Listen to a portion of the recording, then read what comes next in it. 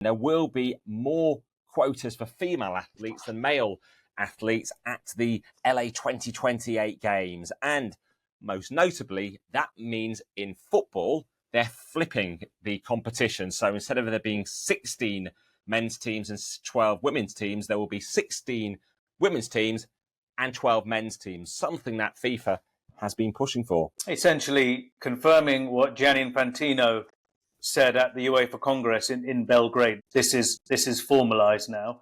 Rob, these numbers that you mentioned, what does it mean in practice? So there'll be more female participants at the Olympics in Los Angeles than the males. More quota places. So about 5,000 roughly each, although AP did some calculations in Paris when they claimed there was 50-50 gender parity. In fact, there still were more men that can be impacted by, I guess, withdrawals from competition.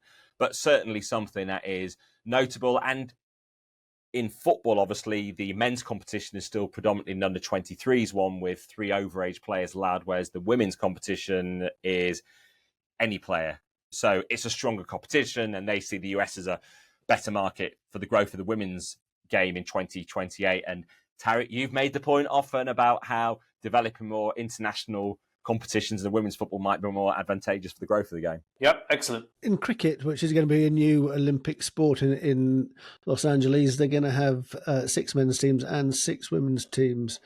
But it'd be interesting, the ICC's meeting at the moment, it'd be interesting if they decide on how those 6 teams are decided. Because say you have a host team and only 5 others, looks like you'll have a big cricketing nation missing out on the first Olympics. Is it from the rankings? So if we look at the cricket rankings, who will be missing if the Olympics were tomorrow? Well, let's do the rundown. In first place, in the men's T20 world rankings, India, pretty handy with the Ambanis, big backers of the IOC, and India hoping for the Olympics themselves.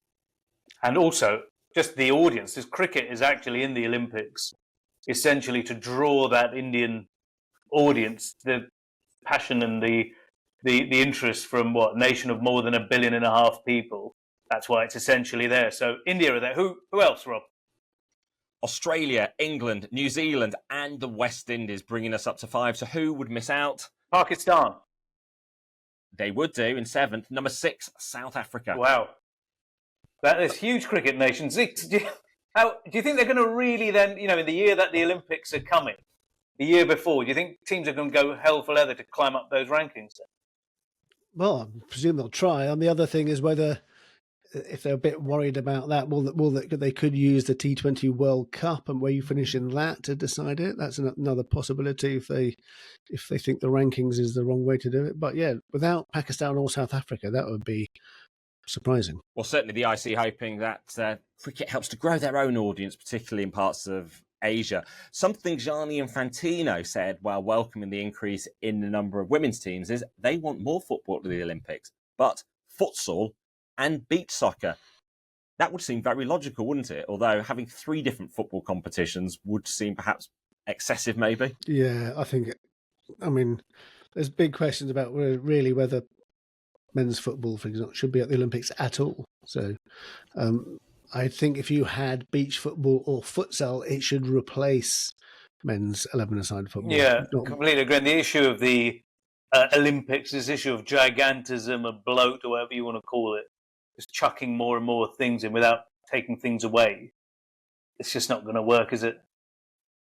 The problem is 11-a-side football is the biggest ticket seller at any Olympics. So a lot of revenue that the Olympic Games are relying on from the main football competition. And obviously that's a big football focus in the United States in 2028.